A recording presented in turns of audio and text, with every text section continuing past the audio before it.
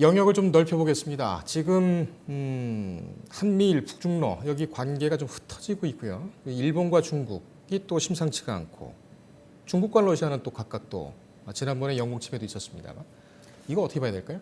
이거는 전통적으로 이 극동에서 일어날 수 있는 전통적인 문제죠. 이거는 열강들의 틈에 끼어서 우리가 그동안 이렇게 세계 10위권을 유지했던 거는 대단한 기적적인 일이죠. 한국이. 예. 이런 상황에서 지속적으로 이런 문제가 생기는 거는 지금 미국하고 중국하고 이 강이 네. 경제 전쟁부터 시작해가지고 엄청난 지금 그 물밑 전쟁을 하고 있잖아요. 예. 이런 틈바구니에 끼어진 거죠. 그래서 이제 미국의 인도 태평양 전략과 중국의 태평양 진출 전략이 지금 부딪히고 있단 말이죠. 예. 이런 상황에서 사실 뭐 객관적으로 보면은 중국이 굉장히 열세죠. 예. 무역뿐만이 아니라 경제 규모나 이런 것이 비교가 안 될 정도 열세지만은 그래도 중국은 자기의 생존권을 위해서 또 자기 세력을 영합하는 단계고 그러면서 과거에 러시아도 세계 2위 자리를 유지했던 나라이기 때문에 예. 둘이 합치는 거죠. 힘을 합쳐가지고 미국에 대항하겠다. 예. 미국은 무슨 소리냐. 태평양에 자꾸 대륙 세력이 나오지 말라. 네. 그리고 중국은 사실 그렇게 경제가 부흥했음에도 불구하고 민주주의라는 개념이 없어요. 그렇습니다. 그리고 자기 마음대로 하고 자기가 원하는 국가에 돈 빌려주고 그냥 자기 이 국가 이익을 취하고 이렇기 때문에 어떻게 보면 깡패 노릇하는 거 아니냐. 이것이 굉장히 기분 나쁜 거예요. 예. 미국은. 그래서 그걸 봉쇄하겠다. 그러니까 중국은 무슨 봉쇄냐. 나도 나가겠다. 예. 나도 이익을 취해. 그러면서 이제 러시아하고 힘을 합하고 거기에 이제 북한이 껴 있는 거죠. 네. 근데 미국 같은 경우는 한미일 공조는 변할 수 없는 팩트다. 그래서 이걸 강력히 하자. 예. 그래가지고 하고 있는 상황에서 지금 우리하고 일본하고 약간 갈등이 있으니까 예. 미국이 상당히 난처한 입장이죠. 그래서 이제 우리는 과거를 더듬어 봐야 됩니다. 우리가 예. 역사를 배우는 이유는 똑같은 실수를 되풀이지 않게 하기 때문에 과거에 우리가 미국과 어떤 관계를 유지했느냐, 예. 지금까지 우리가 성장하는데 누가 가장 도움을 많이 줬느냐, 미국이 당연 미국이죠. 그래서 우리가 미국이 우리 전후에 복구해서 지금까지 우리 경제가 이렇게 성장할 때까지 근 40여 년간을 무상으로 미국은 지원해주고 했어요. 예. 우리는 지금 뭐 방위비 분담 인상이다 이런 것 때문에 굉장히 반미 이런 성향 좀 있고 그러는데 그런 걸 볼 때 미국을 꽉 잡고 있어야 예. 우리가 주변국에서 함부로 건들지 못한다. 이거는 큰 가장 중요한 대전제. 포인트입니다. 예. 예. 알겠습니다. 지금 뭐 말씀 거론되고 있는 기재에 이 남북, 미국, 중국, 일본까지 해서 군사력 비교를 한번 해보겠습니다. 자료를 좀 띄워주시죠. 저희가 이것을 그 세계 군사력 비교, 화력 비교, 이 미국의 이 전문 사이트가 있더군요. 거기를 보면은 GFP인가요? 예, 그렇습니다. 예. 예, 맞습니다. 1위가 이제 미국이고 2위는 말씀하신 대로 러시아, 3위가 중국, 4위가 인도네요. 우리 대한민국이 작년까지인가요? 6위였는데 일본이 6위로 올라섰습니다. 저희가 그렇죠. 7위로 또 내려갔고요. GFP 통계에 의하면은 예. 우리가 작년까지 6위했고 일본이 7위했는데 예. 역전이 됐죠. 그건 왜 그럴까요? 그거는 최근에 들어서 이제 평화헌법을 개정해서 싸울 수 있는 보통국을 만들겠다 강력히 주장해 왔잖아요. 예. 그러면서 이제 서서히 군비를 증강했어요. 네. 근데 이제 올해 들어가지고 일본이 GDP 0.8%를 투자했어요. 아하. 우리는 2.8% 정도인데 예. 지금 올해 우리 국방비가 46조 7천억인데 네. 일본은 55조예요. 46조 7천억과 네. 55조. 네. 그러니까 이미 거의 한 10조 그렇죠. 차이가 나네요. GDP 규모가 워낙 차이가 나니까 예. 그래서 일본 같은 경우는 병력이 한 30여만 명 정도 돼요. 예, 우리는 60만이 넘잖아요. 예. 그렇기 때문에 우리는 병력이 많은 데 대한 운용비, 네. 전력 운용비죠. 인건비, 그다음에 기존에 있던 장비 운용비 이런 걸 전력 운용비 그래요. 근데 예. 새로 들여오는 무기는 방위력 개선비 그래요. 예. 그러니까 일본 같은 경우는 병력이 적으니까 새로운 무기 예를 들어 F-35 같은 걸 대량으로 살 수 있죠. 예. 그렇기 때문에 일본 같은 경우는 군사력 첨단 무기를 빠른 시간 내에 증강할 수 있어요. 그러나 그렇군요. 우리는 병력이 많기 때문에 기본적으로 병력 운영비 이런 게 많이 들어가기 때문에 예. 무기를 첨단 무기를 많이 살 수 없다. 이런 차원에서 굉장히 이 지금 증가하는 차이가 속도가 이제 차이가 나는 거죠. 일본하고. 예. 그런가 하면은 북한은 조금 떨어집니다. 한 10위권 밖으로 나가 있는데 16위인가요? 전체 한번 비교표를 보여주시죠. 예, 저기 18위로 되어 있군요. 북한도 병력 집약형이지요. 예. 일단 병력이 많고 그다음에 과거 재래식 무기가 많아요. 그러다 보니까는 이 무기 시장이라는 거 이거는 사실 경제력하고 엄청나게 직결되잖아요. 예. 근데 갈수록 이제 돈이 없고 경제가 이제 이 바닥을 치고 있으니 그래서 북한이 택한 게 비대칭 전력, 핵 미사일 잠수함입니다. 예. 그래서 핵 미사일 잠수함 비대칭 전력을 급신장해가지고 가장 이익을 본 나라가 지금 북한이에요. 그렇군요. 북한이 만약에 핵 미사일을 개발하지 않았으면은 트럼프 대통령하고 악수를 할 수 있겠습니까? 아하하, 이것이 그렇군요. 이제 핵무기 위력이거든요. 예. 그래서 재래식 무기는 사실 저도 군생활 30년 이상 했지만은 네. 지금 재래식 무기 가지고는 북한이 우리 안 돼요. 네. 그다음 전쟁이라는 건 돈이 없으면 지게 돼 있어요. 예. 그렇기 때문에 그 비대칭 전력 핵 미사일 잠수함을 급신장시켜 가지고 예. 지금 그걸로 미국을 움직이고 우리한테 위협을 하고 있다 이렇게 보면 됩니다. 그렇군요. 지금 말씀대로 전시 동원 가능 인력이나 총 군인원, 국방 예산 저희가 한 2배, 3배 정도 대한민국이 앞서가고 있습니다만 이 항공기, 전차가 상당히 많군요. 그쪽에. 그렇죠. 그리고 해군 자산도 166대 967 지수가 이렇게 차이가 나고 있습니다. 현대전은 병력하고 과거 재래식 무기 가지고 드는 게 아니거든요. 예. 지금은 정말 첨단 무기 가지고 사전에 싸울 수 없는 여건을 만든다. 예를 예. 들면 EMP 탄이라든지 그다음에 가서 사전에 싸울 수 있는 쉐이핑 오퍼레이션 여건 전쟁을 만들 할 수 있는 여건을 만들어 놓는 거. 미리 가서 폭격해버리고 주요 시설에 이런 거기 때문에 첨단으로 가야 되는 게 이제 전체적인 추세죠. 이라크전 때 그렇지 않습니까? 예. 완전히 미사일 전쟁했다고 가서 다 사전에 중요 시설을 파괴해놓고 예. 그 다음에 이제 이 병력이 들어가서 처리하는 이런 예. 절차인데 지금 북한은 과거 우리 6.25 전쟁을 많이 생각하기 때문에 탱크도 많고 병력도 많고 그냥 재래식이죠 다. 예. 미국과 중국 양 패권 국가 한번 보겠습니다. 지금 보면은 뭐 인구가 중국은 워낙 많다 보니까요. 전시 동원 가능 인력 같은 경우에 미국에는 약 1억 4천, 중국은 7억 5천 정도 되는군요. 그리고 국방 예산이라든지 항공기 이런 거 같은 경우에는 뭐 미국이 상당히 앞서 있습니다. 상당히 앞선 게 아니라 지금도 비교가 안 될 정도로. 그렇죠. 그다음에 이제 이런 건 어디서 제일 많이 알 수 있냐면은 예. 매 2년마다 하와이에서 벌어지는 림페 훈련이 있어요. 예, 림페 그래서 한 8개국에 10개국 이렇게 오는데 예.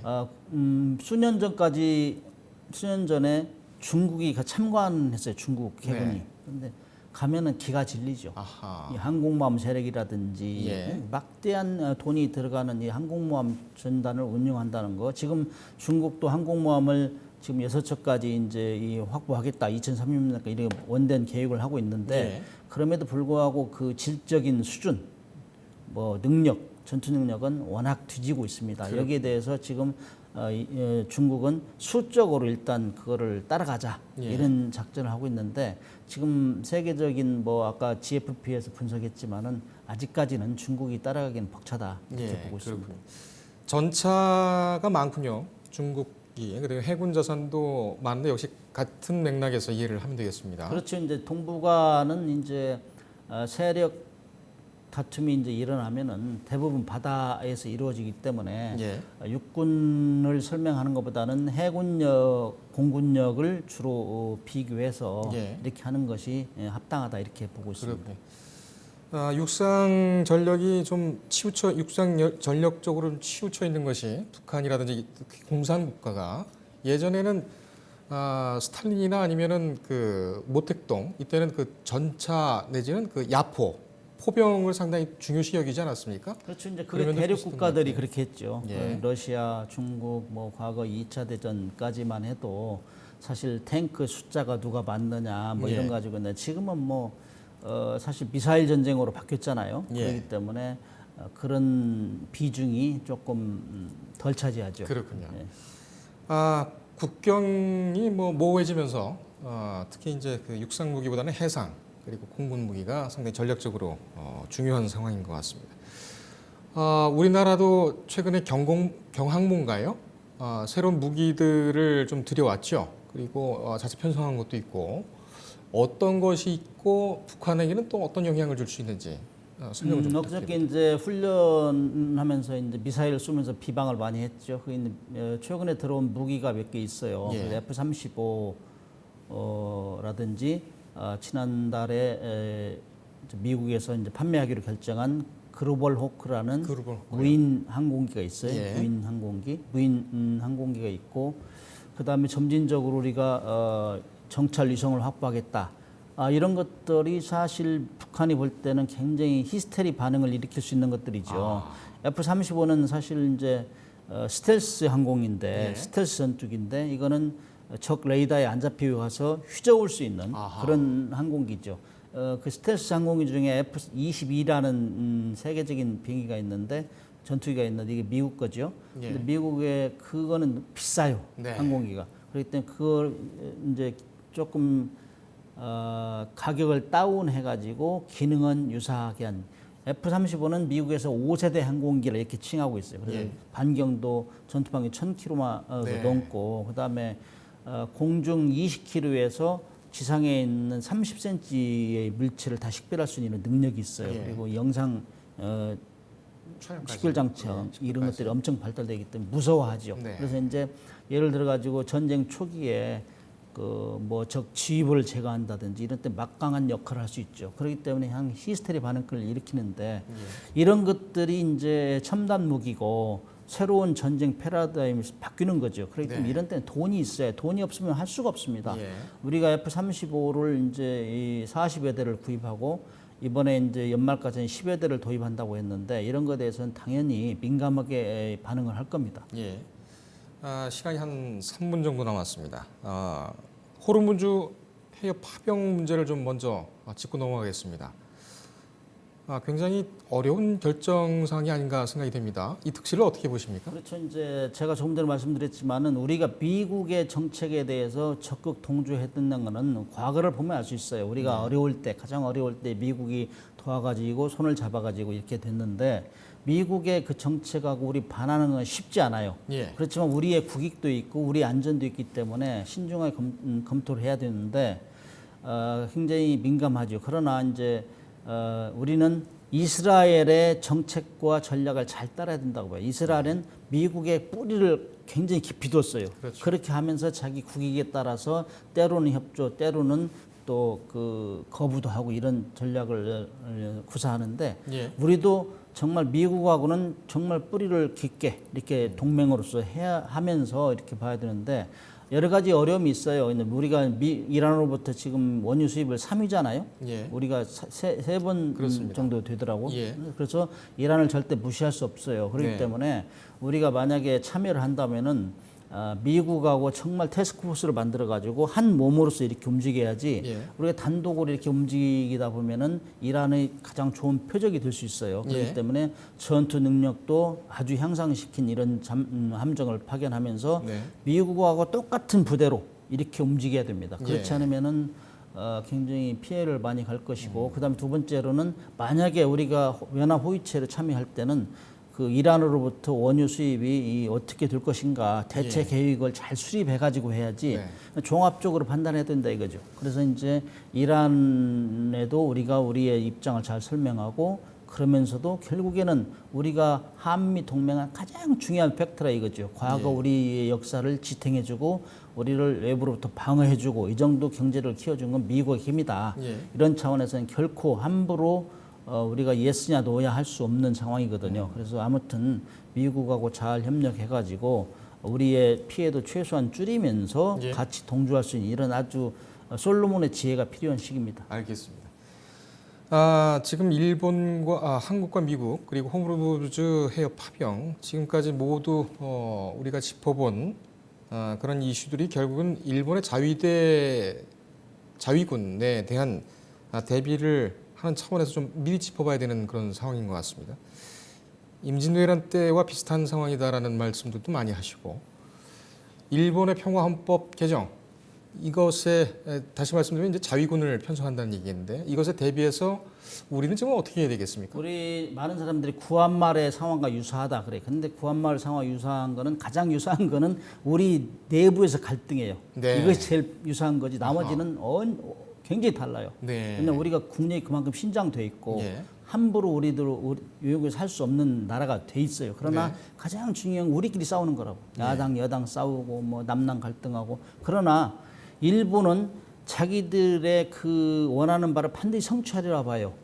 그 군사 대국화하고 예. 아시아에서 맹주를 노릴 거라 이거죠. 네. 그래서 우리는 수없이 우리가 수십 년을 사주해라 안 한다 이거죠. 아하. 자기들이 1등 국가라고 이미 생각하기 때문에 예. 우리를 도와줬다고 생각하기 때문에 그래서 엎드려 절 받을 필요가 없다. 저는 그렇게 생각해요. 네. 이 정도 우리 외쳤으면 우리 자각 능력을 키우는 거예요. 일본이 그렇게 가면은 과거 우리가 수십 년 동안 이 역사를 보세요. 우리가 역사상으로 930여 이상을 외국으로부터 외침을 받았다고 그래요. 예. 그러면은 거기 주범이 누굽니까? 일본하고 중국이었어요. 가장 많았어요. 네. 그랬더니 우리 힘을 키우는 수밖에 없고 일본도 그리 가게 돼 있어요. 예. 그래도 우리가 힘을 키우면서 우리가 내부 단합을 해야 된다. 예. 거기에 우리는 북한이라는 좀 큰 변수가 있잖아요. 예. 통일로 그래서 이런 모든 논의가 통일을 할 거냐 말 거냐는 국민적인 합의가 있으면은 이게 잘 가게 돼 있어요. 그러나 예. 통일에 대해서 반대하고 뭐 이런 세력에서는 저 대화가 안 통하는 거죠. 예. 우리끼리 잘 살자 하는 사람도 많거든 사실. 예. 그래서 큰 국민적 화합, 공감대 형성 이런 정치적 리더십을 발휘할 가장 중요한 시기가 지금이다. 그러나 과거 구한말 같이 우리가 이렇게 못 살고 힘없는 나라는 아니다. 예. 가장 중요한 거는 우리끼리 힘을 합해야 된다. 이런 생각을 합니다. 알겠습니다.